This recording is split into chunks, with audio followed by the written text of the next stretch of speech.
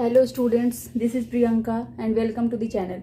In this lecture, I am going to discuss about atomic mass. Okay, तो atomic mass कैसे निकालते हैं हम लोग, इसका कॉन्सेप्ट जो है इस लेक्चर में हम लोग देने वाले हैं. ठीक है, तो देखिए एटम जो है वो आप देख ही चुके हैं कितना छोटा होता है.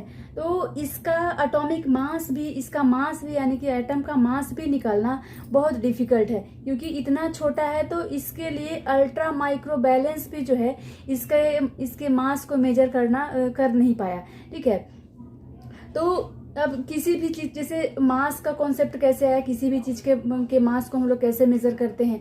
तो देखिए पहले क्या था, कुछ नहीं था. मतलब जो आप देखते हो केजी वगैरह, ये सब का कॉन्सेप्ट कैसे आया दिमाग में. तो पहले लोग क्या किया करते थे कि किसी भी चीज से उसको कंपेयर किए. जैसे एक आप देखे होंगे पहले लोग क्या रखते थे, एक छोटा सा पत्थर का टुकड़ा रख लिया, तो उसको जो है वो 1 केजी माने. मतलब 1 केजी तो नहीं बोल सकते हो उसको मतलब कि कंपेयर करने के लिए कि हाँ ये जो सामान है हमको इतना के बदले किसी को देना है. तो एक तरफ वो सामान रख लिया और उतना टाइम्स वो चीज अगर देगा तो वो क्या हो जाएगा, उसका मेजरमेंट जैसे कंपेयर करने के लिए किया. तो इसी तरह से एटॉमिक मास को भी मेजर करने के लिए क्या किया, बहुत सारा तरकीब निकाला गया कि कैसे हम ये एटम के मास को मेजर करेंगे, इतना छोटा पार्टिकल है. तो स्टार्टिंग में क्या हुआ कि लोग ना कुछ मतलब रिलेटिव एटॉमिक मास को ये मेजर करना शुरू किए. इसमें उन्होंने क्या किया कि कुछ एटम को स्टैंडर्ड, कुछ एलिमेंट को स्टैंडर्ड मानकर और उससे क्या किया उन्होंने एटम के मास को मेजर करना शुरू कर दिया. लेकिन उसमें से जो कुछ बहुत सारा जैसे त्रुटि एरर आया जब वो मास निकाल रहे थे. ठीक है, तो कुछ का तो मास चलो 2-4 का मास सही आया, उसके बाद फिर फ्रैक्शन में आने लगा. तो इस तरह से वो लोग को भी डिस्कार्ड कर दिया गया. तो सबसे पहले जो है वो क्या किया गया, हाइड्रोजन को जो है वो लोग ने क्या माना, स्टैंडर्ड माना. ठीक है, हाइड्रोजन को स्टैंडर्ड मानकर और उससे जो है जितने भी एटम्स आए उसका क्या निकालना शुरू कर दिए, मास, एटॉमिक मास निकालना शुरू किए. तो उसमें क्या त्रुटि आई, तो इसमें भी क्या हुआ कि कुछ तो मास सही आया, उसके बाद ये फ्रैक्शन में आने लगे. ठीक है, और ये भी देखा जाता है कि एटम का जो है वो 3 आइसोटोप्स प्रेजेंट है. तो इससे जो है आगे का जो एटॉमिक मास कुछ तक तो सही रहा, कुछ हद तक. उसके बाद जो है ये मास जो है वो कुछ का मास जो है वो गलत आने लगा, तो इसको लोगों ने डिस्कार्ड कर दिया. उसके बाद जो है वो ऑक्सीजन को जो है वो स्टैंडर्ड मानकर उससे जो है मास को रिलेट करने लगे कि इसी से अब जो है इसी को स्टैंडर्ड मानकर हम लोग आगे के मास को, आगे के जो भी एटम्स, जो भी एलिमेंट्स हैं उनका मास निकालेंगे. तो उसमें भी सेम प्रॉब्लम होने लगा सबको. ठीक है, तो इसको भी डिस्कार्ड कर दिया. इसी तरह से बहुत सारे एलिमेंट्स इसी तरह से लेने लगे वो लोग, लेकिन सबको डिस्कार्ड करते करते लास्ट में उन्होंने क्या देखा, 1961 में जो है उन्होंने कार्बन का भी तो 3 आइसोटोप्स होता है, कार्बन 12, कार्बन 13, कार्बन 14, लेकिन कार्बन 12 को उन्होंने स्टैंडर्ड माना, जो अभी तक वही माना जा रहा है. ठीक है, तो इसको स्टैंडर्ड मानकर इन्होंने अब क्या किए, एटम का मास निकालना शुरू किए. तो यहीं से जो है वो अब हम लोग देखते हैं यहाँ पे कि कैसे ये सब जो है ये एटॉमिक मास का कॉन्सेप्ट दिमाग में आया और कैसे उन्होंने मेजर करना शुरू किया. एटॉमिक मास देखते हैं यहाँ पे, एटॉमिक मास. तो एटॉमिक मास को करने से पहले ये लोग उन्होंने क्या किया, रिलेटिव एटॉमिक मास, ये बोलना ज़्यादा अच्छा रहेगा, relative atomic mass. Relative atomic mass क्या होता है, तो इसमें जो है सबसे पहले उन्होंने किसका लिया, मैं बता रखी हूँ ऑलरेडी, हाइड्रोजन को स्टैंडर्ड मानकर और हाइड्रोजन से ही जितना भी एटम्स का मतलब कि मास निकालना हो उसी से उन्होंने कंपेयर करना शुरू किया. तो इसको उन्होंने कैसे डिफाइन किया, तो number of times an atom of an element, an atom of an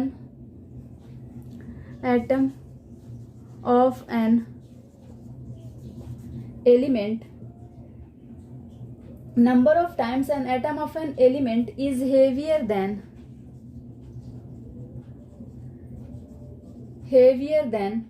that of heavier than that of an atom of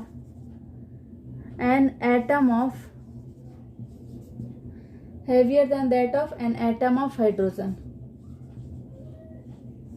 ठीक है, तो एटम के मास से हाइड्रोजन के एटम से जितना टाइम्स किसी भी एटम का मास जो होगा उतना टाइम्स जितना टाइम्स हेवियर होगा वही उसका जो होगा वो मास हो जाएगा। जैसे अगर हमको ऑक्सीजन के एटम का मास निकालना है,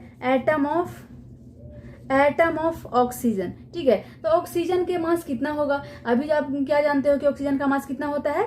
16 होता है। तो ये क्या हो जाएगा? ये हो जाएगा 16 times heavier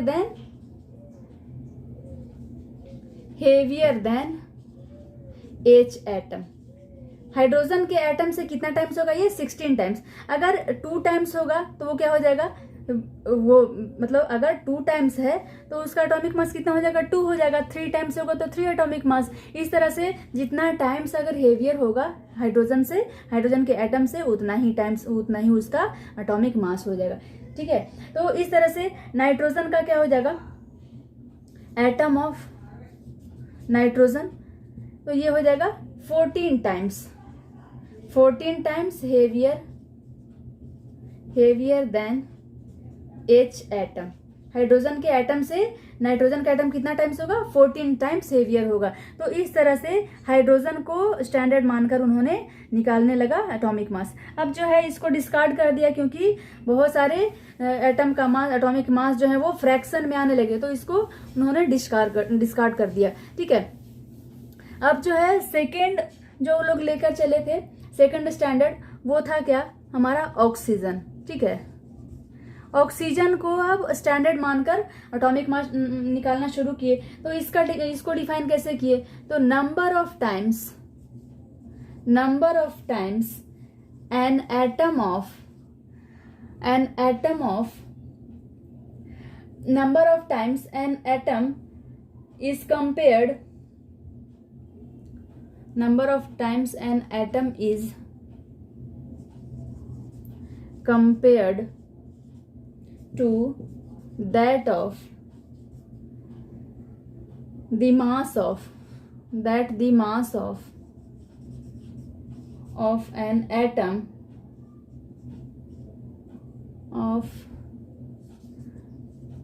atom of oxygen taken as 16। ठीक है, तो जितना टाइम्स ऑक्सीजन के एटम के मास से एक एटम से जितना टाइम्स हेवियर होगा वही उसका उस पर्टिकुलर एलिमेंट का एटॉमिक मास हो जाएगा। ठीक है, तो इससे अगर हम लोग करते हैं तो क्या हो जाएगा? जैसे हम मान लेते हैं किसका एटम ऑफ क्या? नाइट्रोजन। तो इसमें क्या हो जाएगा? एटम ऑफ नाइट्रोजन फिर से 14 times heavier than that of oxygen atom. ठीक है, ऑक्सीजन एटम के मास से कितना टाइम हेवियर होगा? तो 14 टाइम। तो इस तरह से ऑक्सीजन को स्टैंडर्ड मानकर उन्होंने मास निकालना शुरू किया। अब जो है इसको भी फिर से डिस्कार्ड कर दिया क्योंकि इसमें भी सेम प्रॉब्लम आने लगा। बहुत सारा मास जो है वो फ्रैक्शन 1-2 तो चलता है, चलो एक्सेप्शन में मान लेंगे, लेकिन अगर उसके बाद अधिकतर का मास अगर मैक्सिमम आने लगे फ्रैक्शन में तो इसको तो स्टैंडर्ड मानना सही नहीं होगा। तो इस तरह से ऑक्सीजन को भी उन्होंने वो डिस्कार्ड कर दिया। अब जो है ऐसा नहीं है कि ऑक्सीजन के जस्ट बाद जो है उन्होंने कार्बन पे ही अटैक किया, तो ऐसा नहीं है, बहुत सारा एलिमेंट उन्होंने ट्राई किया। ठीक है, तो इस तरह से ट्राई करते करते जो है उन्होंने एक कंसिक्वेंस पे पहुंचे, परिणाम पे ये पहुंचे कि जब उन्होंने कार्बन के 12 आइसोटोप को, ठीक है, कार्बन 12 को उन्होंने स्टैंडर्ड माना, तो अब जो है वो कोई फ्रैक्शन में नहीं, सारा मास जो है वो सही आने लगा। तो तब से जो है यानी कि 1961 उन्होंने किस पे ट्राई किया था? तो कार्बन 12 पे। कार्बन 12 आइसोटोप को उन्होंने स्टैंडर्ड माना। ठीक है, ये स्टैंडर्ड मानकर और इसको लेकर वो उन्होंने क्या किया? उन लोगों ने एटॉमिक मास निकालना शुरू कर दिया। अब इसको जो है हम लोग कैसे डिफाइन करेंगे, तो ये होता है atomic mass. Atomic mass is a number. Atomic mass क्या है, एक नंबर है which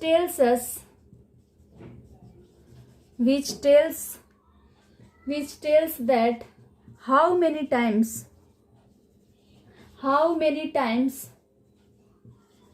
an atom of an element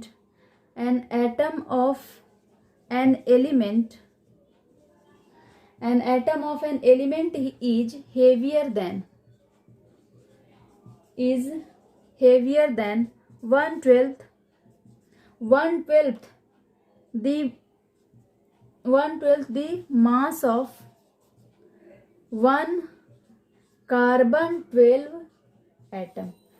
1/12 the mass of carbon 12 atom, यानी कि कार्बन 12 आइसोटोप। वैसे तो कार्बन 12, कार्बन 13, कार्बन 14, इसमें भी इसका भी 3 आइसोटोप्स है, लेकिन कार्बन 12 का अगर 1/12 करते हैं तो क्या होता है, एक एटम का मास उससे मतलब कि 1 AMU बराबर होता है। ठीक है, तो इस तरह से 1 AMU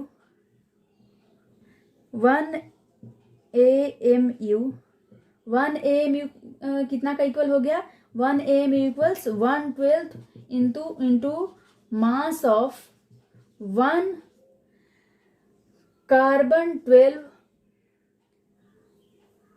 कार्बन 12 एटम।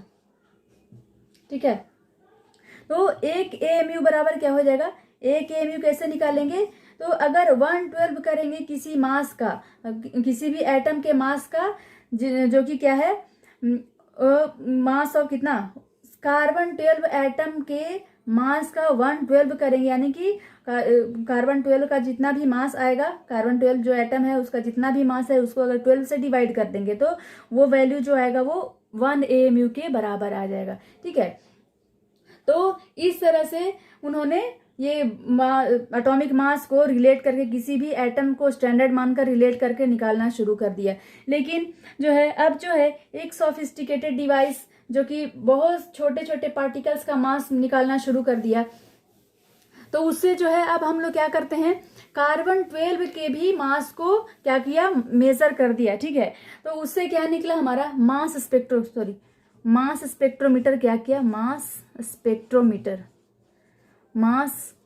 स्पेक्ट्रोमीटर ये क्या है, ये है एक सोफिस्टिकेटेड इंस्ट्रूमेंट बोल सकते हो इसको, इंस्ट्रूमेंट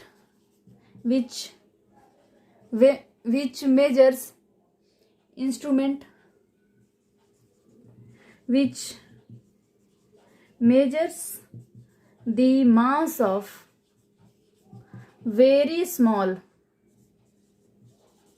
particles।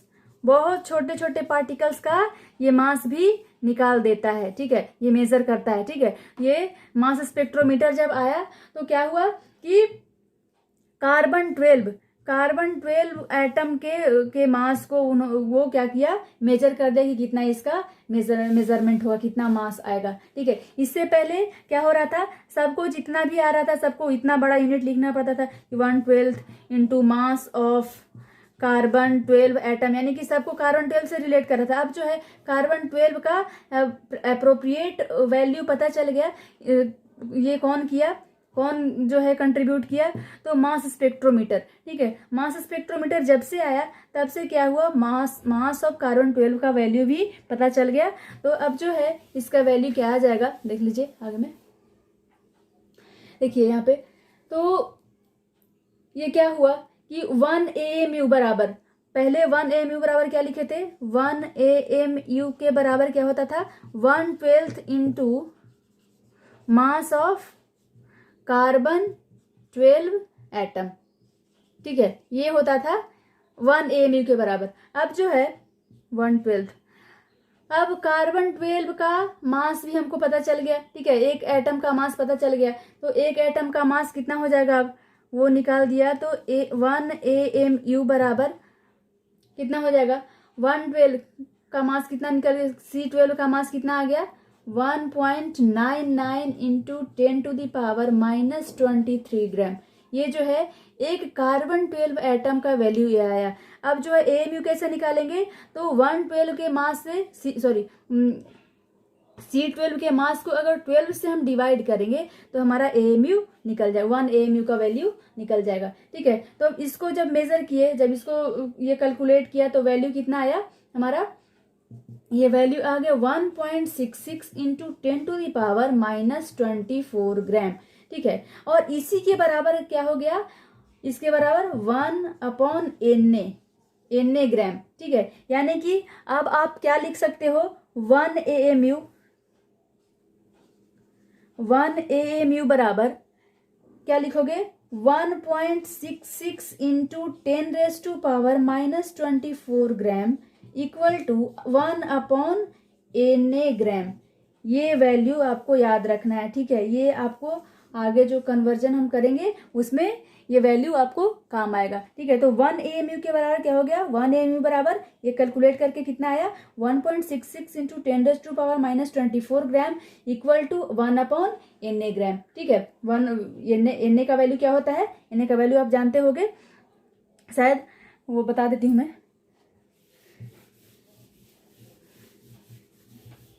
Na के बराबर क्या हुआ, Na बराबर क्या होता है, Na का वैल्यू क्या होता है, तो ये है एवोगैड्रो नंबर जिसका वैल्यू होता है 6.023 इंटू 10⁻23। ठीक है, Na बराबर ये होती है एवोगैड्रो नंबर।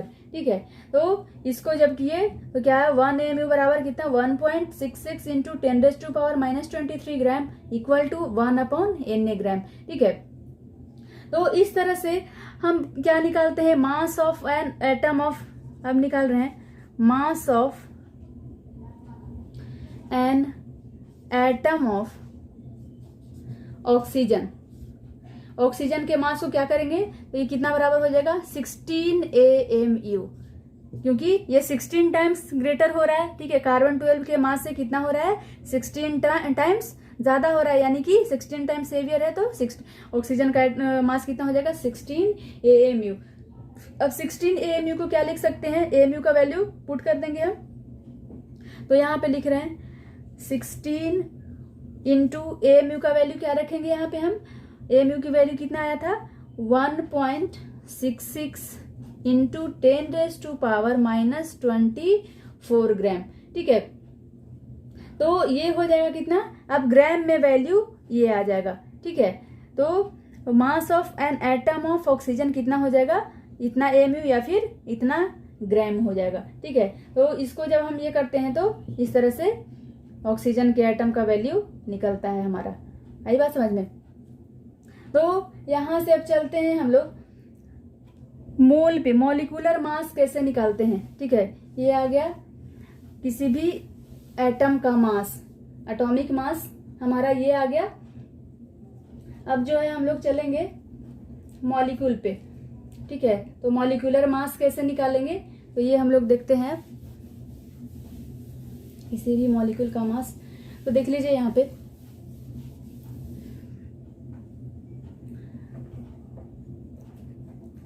ग्राम एटॉमिक मास। देखिए यहाँ पे अभी मोल की तो बात हम बाद में करेंगे। 1 मोल का वैल्यू, एक मोल का कॉन्सेप्ट थोड़ा सा दे देते हैं, मोल कॉन्सेप्ट फिर विस्तार में हम लोग बाद में पढ़ेंगे। लेकिन 1 मोल के बराबर, जैसे डजन पढ़ते हैं, डजन का जैसे ही डजन सुनते हैं इसका मतलब क्या होता है 12 आर्टिकल्स। कोई भी अगर 12 वो नंबर में होगा तो उसको हम डजन बोल देंगे। ठीक है, तो इस तरह से मोल भी क्या है, एक नंबर है जो कि क्या, जैसे ही मोल ये बोले वैसे ही दिमाग में क्या आया कि ये जो नंबर है वो क्या है 6.023 इंटू 10⁻23 पार्टिकल्स। इसमें कितना पार्टिकल है, तो 6.023 इंटू 10⁻23। ठीक है, इतना पार्टिकल्स के बराबर है। तो 1 मोल बराबर 1 मोल इक्वल्स टू कितना हो जाएगा 6.022 भी लिखता है, कहीं कहीं 23 भी ये लिखता है, इंटू 10⁻, इतना पार्टिकल्स। ठीक है, इतना 1 मोल के बराबर इतना पार्टिकल्स। ये पार्टिकल्स में क्या आ सकता है, एटम्स आ सकता है, मॉलिक्यूल्स आ सकता है, आयंस आ सकता है, ये कुछ भी हो सकता है। ठीक है, एटम्स, मॉलिक्यूल्स, आयंस, कुछ भी, ठीक है। और Na क्या होता है, Na equals to Avogadro number, Avogadro's number, ठीक है। तो इस तरह से हम लोग क्या निकालते हैं। अब जो है मोल आया तो मोल की बात करेंगे, मोलर मास अब निकालेंगे इससे हम लोग कि मोल इसलिए किए कि अभी हम लोगों ने क्या पढ़ा, मोल इसलिए पढ़े क्योंकि हमको मोलर मास का भी कॉन्सेप्ट देना है। यहाँ पे ग्राम एटॉमिक मास निकालना है, ग्राम मोलिकुलर मास निकालना है।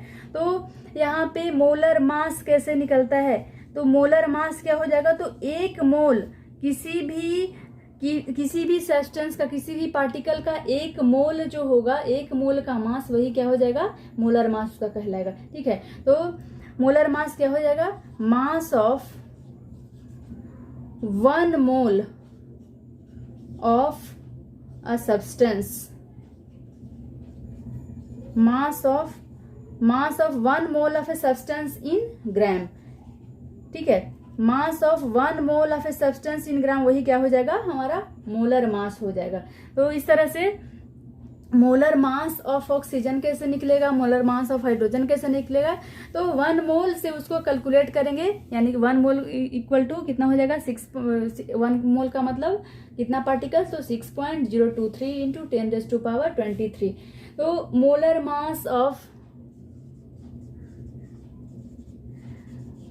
मास ऑफ ऑक्सीजन एटम बराबर क्या हो जाएगा, mass of, molar mass of oxygen का मतलब 1 मोल, ठीक है। मोलर मास जैसे ही आया, इसका मतलब उसका 1 मोल का, यानी कि 1 मोल ऑक्सीजन एटम जितना होगा वो उसका मोलर मास हो जाएगा, यानी कि 1 मोल ऑक्सीजन के एटम का जो मास होगा वही उसका मोलर मास हो जाएगा, ठीक है। तो मास of 1 mole of oxygen atom, ठीक है। 1 मोल ऑक्सीजन एटम का जो मास हो जाएगा वही क्या हो जाएगा, हमारा मोलर मास हो जाएगा, ठीक है। तो मास ऑफ 1 मोल कैसे निकालेंगे, तो इसको निकालने के लिए क्या करेंगे, एक एटम का मास निकालकर और मोल से, यानी कि एक एटम ऑक्सीजन का मास निकालकर उसको कितना से गुना करेंगे, 6 पॉइंट, यानी कि Na से एवोगैड्रो नंबर से करेंगे, तो उसका एक पूरा मोल का क्या हो जाएगा, मास निकल जाएगा हमारा। तो मास of 1 mole of oxygen atom का मतलब mass of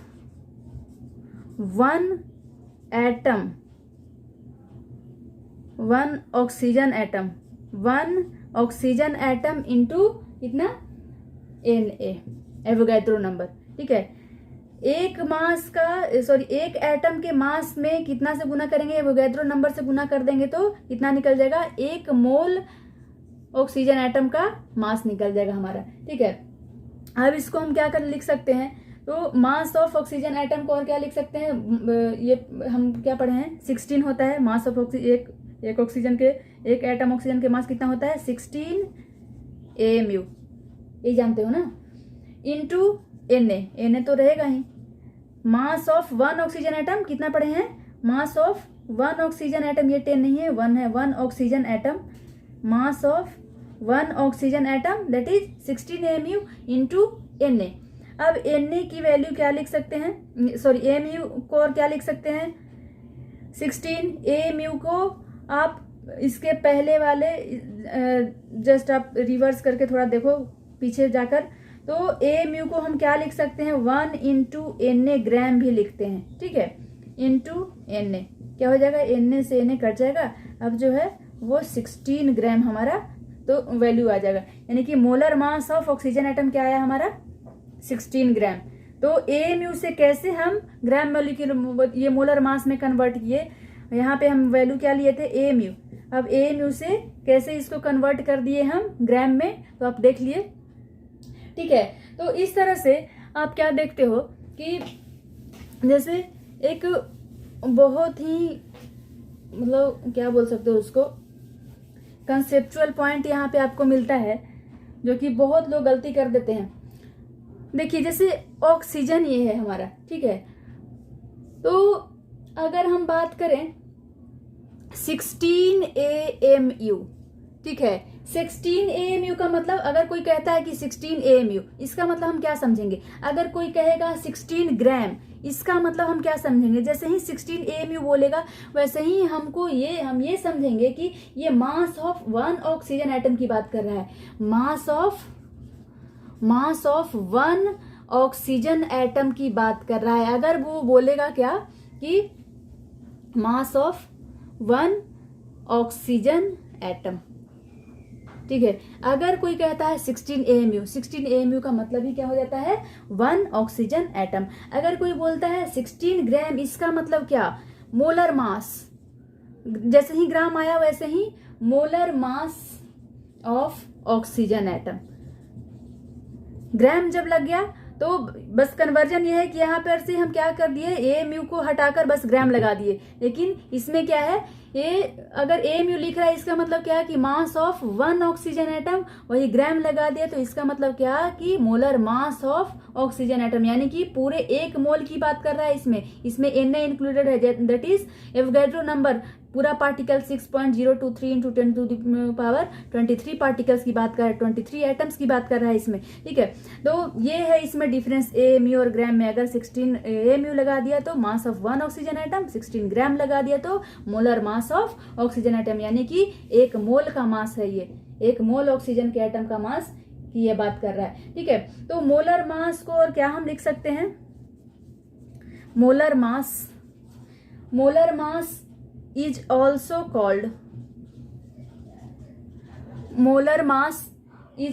called as gram atomic mass।